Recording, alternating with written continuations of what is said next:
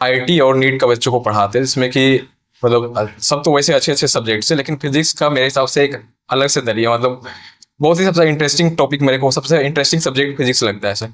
वो पहले से ही इंटरेस्टिंग है, लेकिन टीचर पे भी डिपेंड करता है कि उसको और कितना ज़्यादा इंटरेस्टिंग बना सकते हैं सर। आप उस टॉपिक को, फिजिक्स को कैसे इंटरेस्टिंग बनाते हैं सर? हाँ देखिए, एक चीज़ क्या है ना कि मैं ना ज़्यादा चीज़ों को पहली बार ना भगाता नहीं हूँ। मैं चीज़ों को मैं जानता हूँ कि एक फिजिक्स के एक चैप्टर हर एक चैप्टर से लिंक है।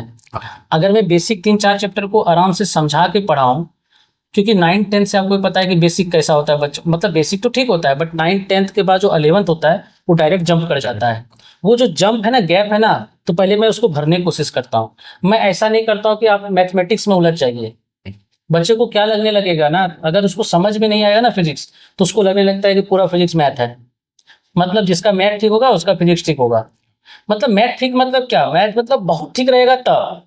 तो नीट के बच्चों को कौन सा मैथ पढ़ना पड़ता है, वो तो 10th तक ही पढ़ रहा है ना, तो फिजिक्स में ला रहा है कि 170-172 नंबर, मतलब तरीका कुछ और है इसका मतलब। और जेईई मेंस और नीट का पेपर में कुछ खास अंतर होता नहीं है, जहां तक सोचता है लोग। हाँ रहता है, 5 से 10% क्वेश्चन जो रहता है वो थोड़ा 2-3-4 क्वेश्चन रहता है जो कि थोड़ा अलग होता है, बट ओवरऑल सब एक जैसा होता है।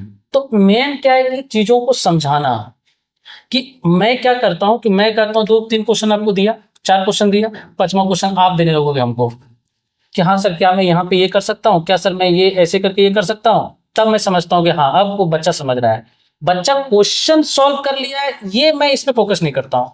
आप मुझे क्वेश्चन सॉल्व करके 100 में 100 दे दो, मैं इससे खुश नहीं हूँ।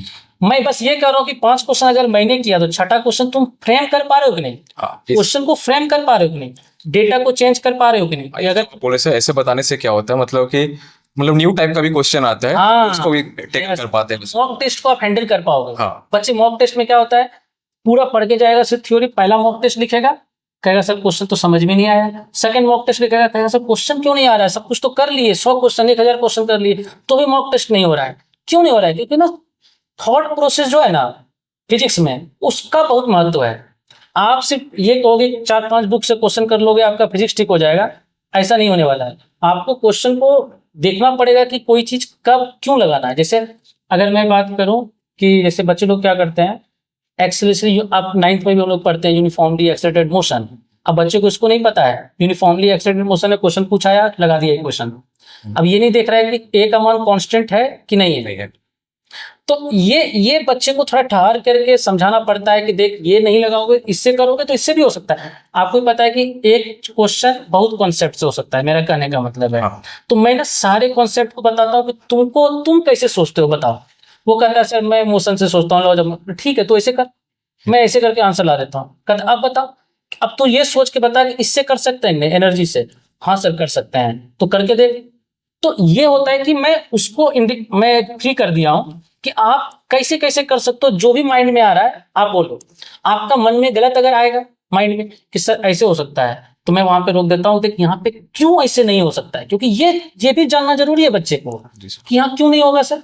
उसके मन में आया ना, तो उसको डाउट क्लियर करना पड़ेगा कि अगर अगला क्वेश्चन में अगर मॉक टेस्ट में आया तो उसके दिमाग में तुरंत क्लिक करेगा, हाँ ऐसे नहीं बन सकता, उसका कारण ये है, तो वहां अप्रोच आगे बढ़ेगा ही नहीं तो अगर वो गलत डायरेक्शन में बढ़ता ही चला गया तो फिर वो उसका आंसर गलत आ जाएगा। ऐसे सब बच्चों को ऐसे इन्वॉल्व करने से, मतलब कि आप बताओ कैसे होगा, मैं समझता हूँ कि ऐसे इन्वॉल्व करने से फिर बच्चे क्या होते हैं, उनको इंटरेस्ट जग जाता है सब्जेक्ट में। लास्ट के 2-3 मंथ जो है ना, उस हम दोनों में जो डिस्कशन चलता है, दोनों में अंतर नहीं रहता है, मतलब दोनों एक लेवल पे आ जाते हैं। उसके बाद जो डिस्कशन चलता है तब मजा आता है। अब बच्चे स्टार्टिंग में तो ये नहीं हो सकता है, क्योंकि स्टार्टिंग में तो मैं ज्यादा डोमिनेट करूंगा, क्योंकि मुझे उसे कुछ आ नहीं रहा है, तो मैं धीरे धीरे पढ़ा रहा हूँ